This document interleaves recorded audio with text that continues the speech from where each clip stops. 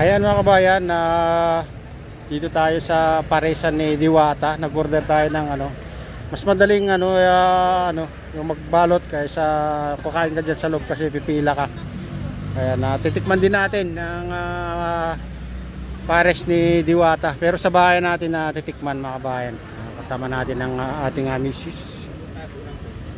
Ayan, pag nag-order kayo mas madali kaysa yung kakain kayo sa loob. Kaso lang mas maraming dyan pagkakain kayo mga kabayan kasi talagang overload, only sabaw. At may soft drinks pa, pero pagbalot kasi wala nang soft drinks mga kabayan. Ayan. Kaya kung gusto niyo kumain dito sa pares ni Diwata, pares overload, ay magtiyaga kayong pumila. Only sabaw, only rice. Ayan mga kabayan. Ayan, hindi pa masyado maraming ngayon kumakain dito, maaga pa kasi. Ayan. Ayan. Diwata pares overload. Pag ganitong kaaga mga kabayan ay hindi pa gano'ng karami yung kumakain dito. Kaya nag-order lang tayo mga kabayan, balot lang tayo dito. Balot lang, sabayan natin kakainin. Narinig nyo? Narinig mo? Narinig mo? Oo. Yan guys, biker. Diwata pares overload. Napupromote ka. Shoutout yan kay Kuya. Yan, shoutout sa inyo. Shoutout sa inyong lahat.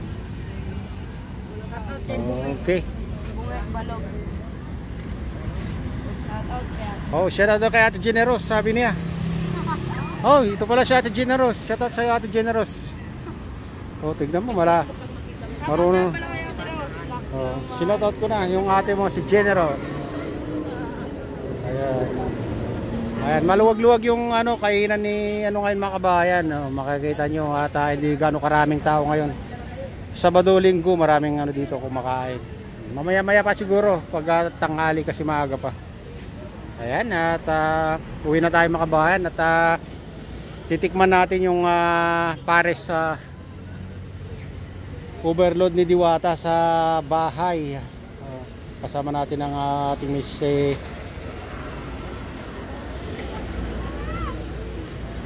Kaya kita-kita tayo mamaya.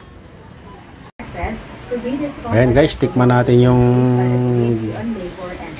Diwata pares overload. Ito, nakabili tayo kanina. Ayan. Dami pang 2 tao.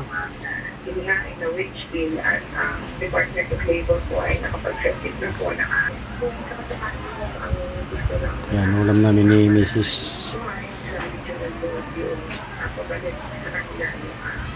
Kami talaga may hitsaron talaga itong pares overload ni Diwata.